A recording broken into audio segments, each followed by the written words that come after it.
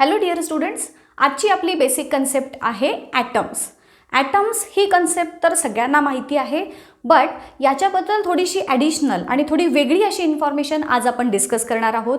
Students, item कशाला म्हणतो रे आपण? ॲटम्सची जर एक कॉमन डेफिनिशन करायची झाली तर ॲटम म्हणजे these are the building blocks of all types of matter which are present around us, असं आपण म्हणतो. आपल्या आजूबाजूला जे मॅटर आहे त्या मॅटर किंवा ते मॅटर ज्याच्यापासून बनलेलं आहे त्याला आपण ॲटम्स म्हणतो.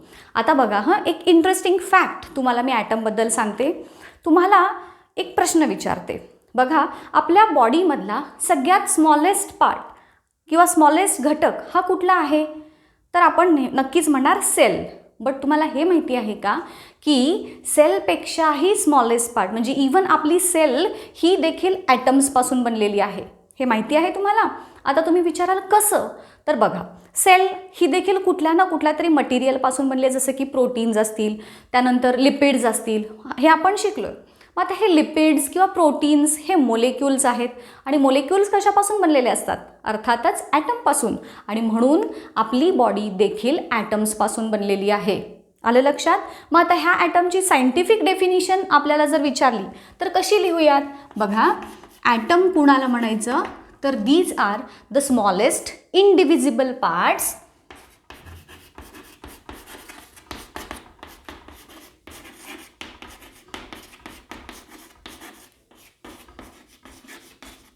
Of matter. मॅटर जे आहे आपल्या आजूबाजूचं त्याचा सगळ्यात स्मॉलेस्ट आणि इनडिव्हिजिबल पार्ट आहे विच ॲक्च्युली पार्टिसिपेट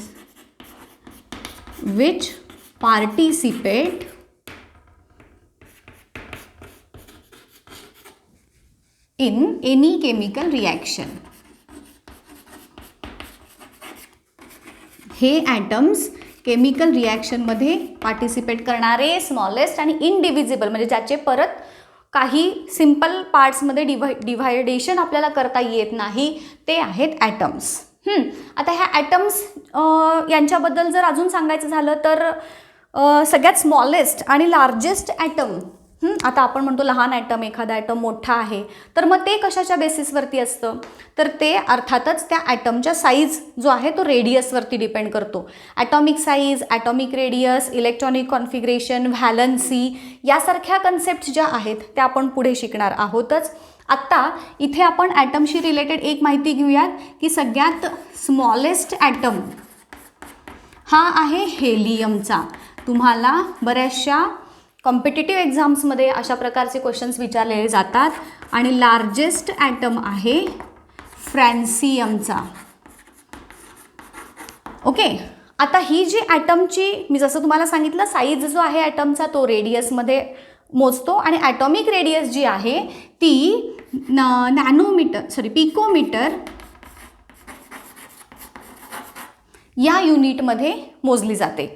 मग 1 picometer is equal to 10⁻⁹ metre.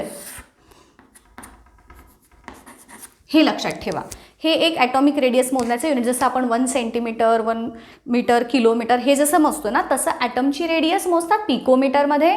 आणि ते 1 पिकोमीटरची साईज किती असते? 10⁻⁹ मीटर, म्हणजे 0.000 असे 9 झिरोज आणि मीटरचे जेवढे होतील तेवढी एका ॲटमची रेडियस म्हणजे पिकोमीटरमध्ये जी असते ती काउंट केली जाते.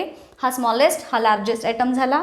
आता पुढचा जो आपला डिस्कशनचा पार्ट आहे तो आहेत सब ॲटॉमिक पार्टिकल्स.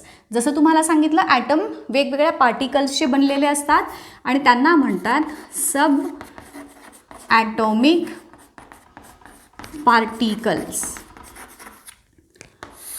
आपल्या माहितीप्रमाणे म्हणजे तुम्हाला जे माहिती आहे ते 3 सब ॲटॉमिक पार्टिकल्स आहेत. एक आहे प्रोटॉन, एक आहे न्यूट्रॉन आणि तिसरा आहे इलेक्ट्रॉन्स. बरोबर?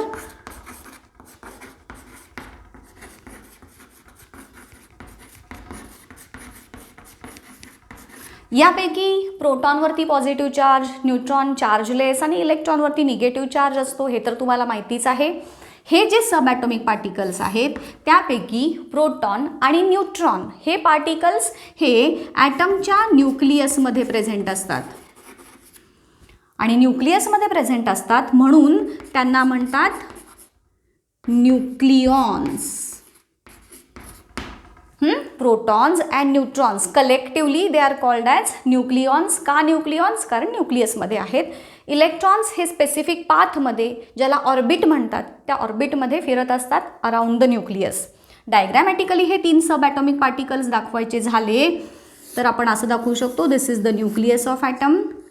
एकच दाखवते प्रोटॉन. जेवढे नंबर ऑफ प्रोटॉन्स असतात तेवढेच नंबर ऑफ इलेक्ट्रॉन्स ॲटममध्ये असतात आणि इलेक्ट्रॉन आणि प्रोटॉनचा नंबर जसा जसा वाढत जाईल तसा तसा ॲटमचा साईज वाढत जातो, चेंज होत जातो, वाढत किंवा कमी होत जातो. कसा ते आपण पुढे डिस्कस करणार आहोत नेक्स्ट काही लेक्चर्समध्ये. मी आता इथं फक्त रिप्रेझेंटेटिव्ह असा एक प्रोटॉन, एक न्यूट्रॉन आणि एकच इलेक्ट्रॉन जो वेगवेगळ्या पाथमध्ये फिरत असतो, हा आहे प्रोटॉन, हा आहे न्यूट्रॉन. दोघांना कलेक्टिवली काय म्हणायचं? न्यूक्लियॉन्स. आणि इथे आहे हा इलेक्ट्रॉन. हा इलेक्ट्रॉन एका पाथमध्ये कंटिन्युअसली मूव्हिंग असतो. ओके. ह्या सब ॲटॉमिक पार्टिकल्स व्यतिरिक्त देखील काही सब ॲटॉमिक पार्टिकल्स ॲटममध्ये प्रेझेंट असतात. जवळजवळ 17 वेगवेगळ्या प्रकारचे ॲटॉमिक पार्टिकल्स हे ॲटममध्ये प्रेझेंट असतात, जसं की क्वार्क्स असतील, लेप्टॉन्स असतील, बोसॉन्स असतील. हे वेगवेगळे प्रकार आहेतच, बट ते कॉमनली नोन नाहीत. जनरली ह्या 3 सब ॲटॉमिक पार्टिकल्स, ज्यांना फंडामेंटल पार्टिकल्स असं म्हटलं जातं, ह्यांचा स्टडी केला जातो. तुमच्या माहितीसाठी म्हणून फक्त सांगितलं की हेच नाही तर ह्याच्या अतिरिक्त देखील अजून प्रकारचे सब ॲटॉमिक पार्टिकल्स ॲटममध्ये असतात. सो आपण आता माहिती घेऊयात ह्या 3 सब ॲटॉमिक पार्टिकल्सबद्दल. हे सगळं बोर्डवरचं मी जेव्हा बाजूला मुद्दामून तेवढ्यासाठी होते का तर तुम्ही स्टॉप करून स्क्रीनशॉट घेऊन ही माहिती तुमच्या नोटबुकमध्ये मेन्शन करून ठेवा. आता बघूयात 1 बाय 1 हे सब ॲटॉमिक पार्टिकल्स. पहिला इलेक्ट्रॉन,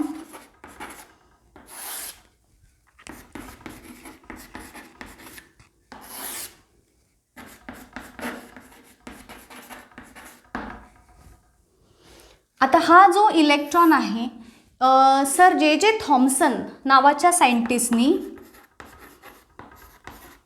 या इलेक्ट्रॉनचा शोध लावला. हे इलेक्ट्रॉन्स तुम्हाला जसं माहिती आहे निगेटिव्हली चार्ज पार्टिकल असतात. यांच्यावरचा जो चार्ज असतो तो निगेटिव्ह चार्ज असतो. हा थॉम्सन सरांनी किंवा ह्यांची डिस्कवरी केलेली आहे. आता हा जो इलेक्ट्रॉन आहे त्याचं तुम्हाला जी बेसिक इन्फॉर्मेशन लागणार ती म्हणजे त्याचं मास किती असतं. आणि जसं की हा निगेटिव्ह चार्ज आहे, मग निगेटिव्ह चार्ज म्हणजे एका इलेक्ट्रॉनच्या वरती किती निगेटिव्ह चार्ज असतो आणि त्याचं मास किती असतं. ह्या 2 बेसिक इन्फॉर्मेशन तुम्हाला बरेचदा कॉम्पिटिटिव्ह एक्झाम्समध्ये विचारलं जातात. तर एका इलेक्ट्रॉनचं मास आहे 9 × 10⁻28 ग्रॅम. एका इलेक्ट्रॉनचं जे मास आहे इट इज 9 × 10⁻28 ग्रॅम. हे एका इलेक्ट्रॉनचं मास आहे बरं का. कुठल्याही ॲटमचं मास कन्सिडर करताना आपण त्यामध्ये असणारा प्रोटॉन आणि न्यूट्रॉनचंच मास कन्सिडर करतो. एकदम कॉमन एक्झाम्पल सपोज द्यायचं झालं तर आपण जेव्हा आपल्या बॉडीचं मास कन्सिडर करतो किंवा आपल्या बॉडीचं आपण वजन बघतो तेव्हा आपण आपल्या केस किंवा नख यांचं वजन बघतो का? नाही. असं होतं का की नख वाढली म्हणून वजन वाढलं, केस वाढले, जास्त खूप वाढले तर ते वेगळं, पण थोडीफार लेंथ वाढली म्हणून आपलं वजन वाढलं किंवा कमी झालं असं होत नाही. का होत नाही? कारण आपली टोटल बॉडीचं जे मास आहे त्याच्या तुलनेत केस किंवा नख यांचं मास हे एकदम निग्लिजिबल असतं. Same happens in case of atoms also. ॲटममध्ये प्रोटॉन आणि न्यूट्रॉनच्या तुलनेत इलेक्ट्रॉनचं मास हे खूपच निग्लिजिबल असतं आणि म्हणून ॲटमचं मास कन्सिडर करताना आपण इलेक्ट्रॉनचं मास हे कन्सिडर करत नाही, फक्त प्रोटॉन आणि न्यूट्रॉनचं करतो. ओके, हे झालं त्याचं मास. त्यानंतर याचा चार्ज, एका इलेक्ट्रॉनवरती चार्ज किती असतो? चार्ज आपण शिकलोय कूलोम हे चार्जचं युनिट आहे. तर एका इलेक्ट्रॉनचा जो चार्ज असतो तो असतो -1.6 × 10⁻⁻19 कूलोम. COULOMB. यातला B हा सायलेंट आहे. -1.6 × 10⁻⁻19 हा एका इलेक्ट्रॉनवरती असणारा चार्ज आहे. आता जेवढा चार्ज इलेक्ट्रॉनवरती असतो स्टुडंट्स तेवढाच चार्ज हा प्रोटॉनवरती देखील असतो, दॅट इज पॉझिटिव्ह. आणि न्यूट्रॉन्स तर जे आहेत ते न्यूट्रलच आहेत. सो ही बेसिक इन्फॉर्मेशन झाली अबाउट इलेक्ट्रॉन्स. आता वळूयात पुढचा सब ॲटॉमिक पार्टिकल ज्याला प्रोटॉन म्हणलंय. जे गोल्डस्मिथ नावाच्या सायंटिस्टनी ह्या प्रोटॉनचा जो आहे तो शोध लावलेला आहे.